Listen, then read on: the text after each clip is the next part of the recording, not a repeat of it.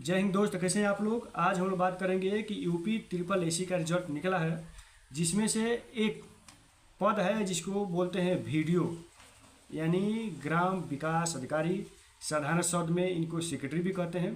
तो इन्हीं के बारे में हम लोग चर्चा करेंगे कि वास्तव में इनका वेतन क्या मिलेगा, क्योंकि गांव के लोगों को भी इच्छा होती है कि हमारा जो है कि घर के बगल में या घर या कोई रिश्तेदार में अगर वीडियो बना है तो उनका वेतन क्या मिलेगा।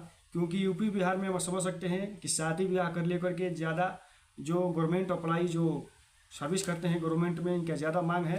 तो अगर आपको बहन या बेटी या कोई रिश्तेदार में है, अगर उसके शादी कर रहे हैं, दान दहेज दे रहे हैं, तो आपको ये जानना जरूरी भी है कि उनका वेतन क्या होगा। क्योंकि ग्राम विकास अधिकारी कहलाते हैं और सेक्रेटरी कहलाते हैं, इसके बारे में तो भली बात ये जानते हैं।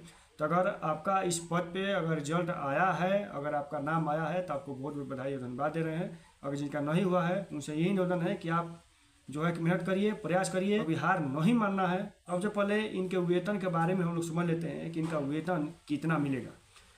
रही बात कि साल भर में वेतन कैसे बढ़ता है, इसके बारे में समझ लेते हैं। क्योंकि शुरुआती दौर में आपका जो बेसिक होगा 21,700, तो ये वेतन बढ़ता कैसे है, क्योंकि जो ये बेसिक है ये एक वर्ष में एक बार बढ़ता है इंक्रीमेंट के माध्यम से।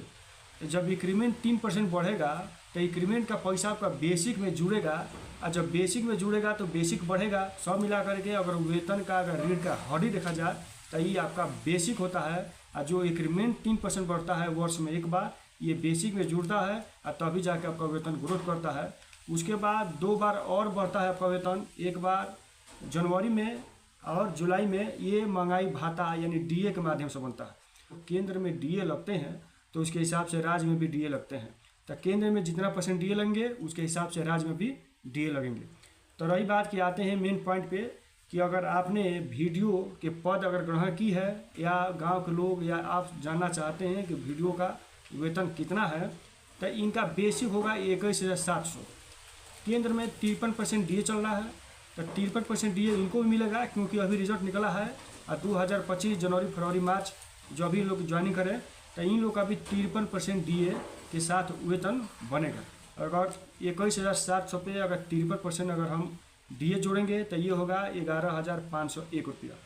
और एचआरए मिलता है, तो एचआरए जगह के अनुसार मिलता है। जैसे होम अलाउंस अगर आप शहरी क्षेत्र में हैं तो आपको 1200 मिलेगा, अगर ग्रामीण क्षेत्र में है तो 800 मिलेगा, अगर कोई मेन सिटी में है तो आपको जो है कि 1600 2400 मिल सकता है। लेकिन हम साधारण में जो है कि 1200 ही रुपया आपका जोड़े हैं एचआरए। तो ये टोटल जोड़ेंगे, जैसे बेसिक 21,700 और डीए 53%, तो ये 11,501 रुपया और एचआरए 1200। तो ये टोटल आपका ग्रॉस सैलरी होगा 34,401 रुपया, यानी आपका ग्रोस सैलरी होगा। इसमें कटेगा भी आपका जो एनपीएस है, तो एनपीएस कटेगा। तो एनपीएस कैसे कटता है इसके बारे में समझ लेते हैं। क्योंकि बेसिक प्लस डीए का 10% आपका एनपीएस कटता है वो अकाउंट से। तो समझिए कि आपका जो बेसिक है ये है 21,700, और 21,700 पे अगर 53% डीए जोड़ेंगे तो ये होगा 11,501 रुपया।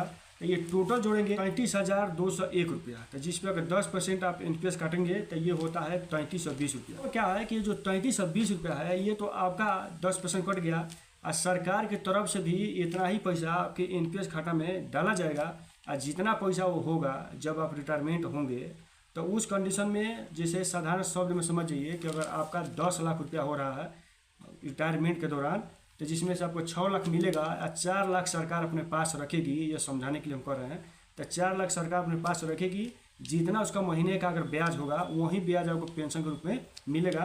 तो एनपीएस का ये जो है कि नियम है कि आपका टोटल जो ग्रोस सैलरी है ये है 34,401 रुपया, जिसमें आपका ये एनपीएस कट जाएगा 10%, यानी डीए प्लस बेसिक का 10%, तो ये होगा 3320 रुपया। और 100 रुपया आपका कटेगा, ये राज्य सरकार द्वारा आपकी सुरक्षा के लिए एक बीमा होता है जिसका नाम है जीआईएस बीमा। तो इसमें आपका 100 रुपया कट जाएंगे। तो टोटल कटने के बाद आपका जो हाथ में वेतन आएगा वीडियो का, ये 30,981 रुपया ये आपका वेतन आएगा। यही सच्चाई है, इसमें कोई शक नहीं है। और फिर दूसरी वीडियो में हम बात करेंगे यही यूपी ट्रिपल एसी के माध्यम से एक और पद होता है जिसका नाम है मुख्य सेविका। तो मुख्य सेविका इससे बड़ा पद होता है। तो इसके बारे में हम लोग वेतन के बारे में दूसरी वीडियो में बात करेंगे।